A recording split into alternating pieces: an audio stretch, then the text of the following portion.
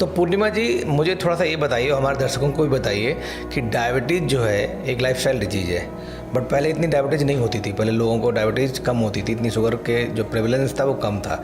अब सडनली पिछले 5-10 साल से अब प्लस पोस्ट कोविड तो डायबिटीज़ हर घर में हो रही है, तो इतना डायबिटीज़ का जो इंसिडेंस है वो बहुत बढ़ गया है। इसका क्या कारण है? क्या ऐसी प्रॉब्लम है हमारी सोसाइटी में या हमारे घर में या हमारे संस्कार में जिसकी वजह से डायबिटीज़ इतनी प्रेवलेंट होती जा रही है? सर बिल्कुल आपने ठीक बोला कि पहले कम होती थी। क्यों सर? क्योंकि पहले प्रोसेस्ड फूड इतना नहीं होता ही नहीं था स्टार्टिंग में। तो जैसे जैसे प्रोसेस्ड फूड की मात्रा बढ़ी है, उसमें हाई शुगर लेवल कंटेंट बढ़ा है, डायबिटीज़ बढ़ी है। सेकंड सर, नेचर के करीब पहले लोग बहुत रहते थे, ग्राउंडिंग, वॉकिंग बेयर फुट, ये सब बहुत रहता था। एयर क्लीन थी, क्लीन ऑक्सीजन था।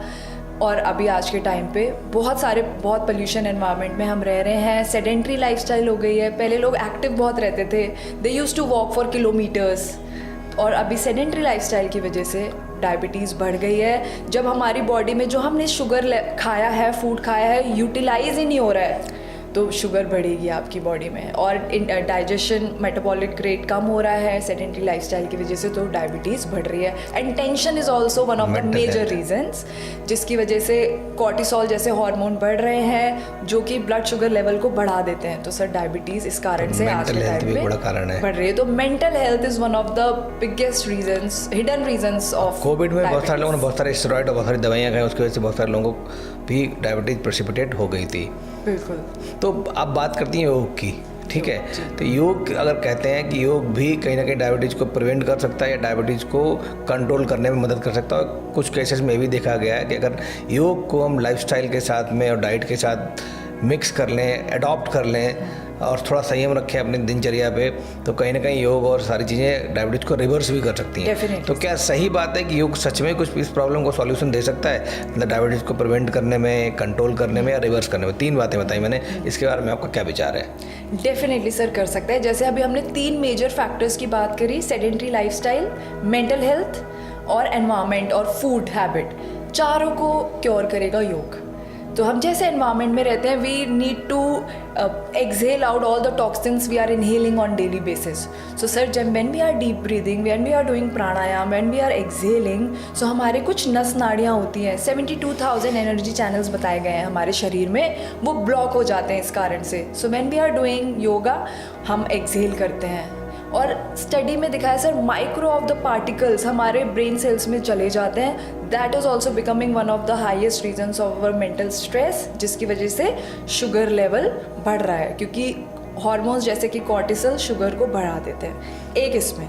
सेकेंड सर, सेडेंट्री लाइफस्टाइल है और आप योग स्टार्ट करते हैं, so when you are moving your body along with deep breathings, आप समझिए इट्स अ कंप्लीट हीलर। एक होता है सिर्फ बॉडी को बाहर से कूदना और स्ट्रेचिंग करना, but when you do it with deep breathing and higher consciousness, तो सर वो आपका हीलर बन जाता है, वो प्राण बन जाता है, शक्ति बन जाता है। सो वो ब्लड में जो हमारा एक्स्ट्रा शुगर है, जब हम योगा स्टार्ट करते हैं धीरे धीरे और उसको इंटेंस करते हैं, तो it is used by the muscles and the brain. बिल्कुल। हाँ सर। तो मैं ये पूछ रहा था, योग की ऐसी कौन सी फॉर्म्स हैं, चाहे कौन से रूप हैं योग के? जैसे आपने प्राणायाम भी बोला, आपने अनुलोम विलोम भी होता है, ठीक है, या ब्रेथ वर्क भी होता है जी, ठीक है, हम लोग मेडिटेशन भी पार्ट है। तो मुझे, because I am layman, I am allopathic doctor, तो मुझे नहीं पता योग में क्या क्या चीज़ें आप बात कर रहे हो।